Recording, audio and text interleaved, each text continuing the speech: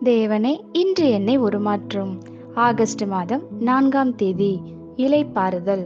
யாத்ராகமம் 33:14. அதற்கு அவர், என் சமூகம் உனக்கு முன்பாக செல்லும், நான் உனக்கு இளைப்பாறுதல் தருவேன் என்றார். நாம் சோர்வு, அழுத்தம் மற்றும் பாரம் நிறைந்த ஒரு உலகத்தில் வாழ்கிறோம். கிடைப்பதற்கு அரிய காரியமான இந்த இளைப்பாறுதலுக்காக எத்தனை விசை நாம் வாஞ்சையோடு ஏங்குகிறோம்.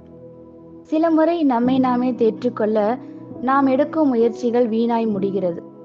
அவை சரீர ரீதியாகத்தான் உதவுகிறது, ஆவிக்குரிய ரீதியிலோ மன ரீதியிலோ அல்ல. நம்முடைய தேவன் இளைப்பாறுதலின் தேவன். ஆதியில் சிருஷ்டிப்பிலேயே தேவன் இளைப்பாறுதல் என்னும் ஆசீர்வாதத்தை வெளிப்படுத்துகிறதை நாம் காண்கிறோம். அவரே இளைப்பாறுதலின் படைப்பாளி. இளைப்பாறுதல் என்பது மகிழ்ந்திருக்கவும் மனநிறைவு அடையவும், நம் செயல்களிலிருந்து ஓய்ந்திருப்பது. அது ஒன்றும் செய்யாமல் வெறுமனே இருப்பதல்ல, அதுவே முழுமையின் நிறைவு. அவர் அல்லாமல் இளைப்பாறுதல் இல்லை, இருக்கவும் முடியாது. அவர் தமக்கு பிரியமானவனுக்கு நித்திரை அளிக்கிறார். தேவன் தம்முடைய சமூகத்தை முன்னனுப்பி மோசேக்கு இளைப்பாறுதலை வாக்கு பண்ணினார். தேவன் நம்மை சந்திக்கும் பொழுதெல்லாம் நம்முடைய உள்ளிந்திரியங்களை தொடுகிறார். அவரே நம்மை சிருஷ்டித்ததினால் அவர் மாத்திரமே அதை சந்திக்க முடியும். வேறெந்த காரியத்தாலும் நிரப்பப்பட முடியாத வெறுமைகளை அவர் நிரப்புகிறார். அவருக்குள் உள்ள குணாதிசயமான அந்த இளைப்பாறுதல் நம் அவயவங்களை நிரப்புகிறது.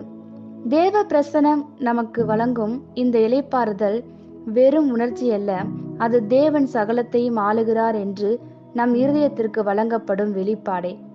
அவருடைய பிரசன்னத்தின் இளைப்பாறுதல் சகலத்தையும் கட்டுப்பாட்டிற்குள் கொண்டு வரும். அது சுகத்தை, செழிப்பை மற்றும் எல்லா நன்மையான காரியத்தையும் கொண்டு வரும். தேவன் உங்களோடு தனது பிரசனம் எப்போதும் பிரியாமல் இருக்க விரும்புகிறார். கிறிஸ்துவின் சிந்தையுடன் அவரோடு நீங்கள் நடக்கிறீர்களா?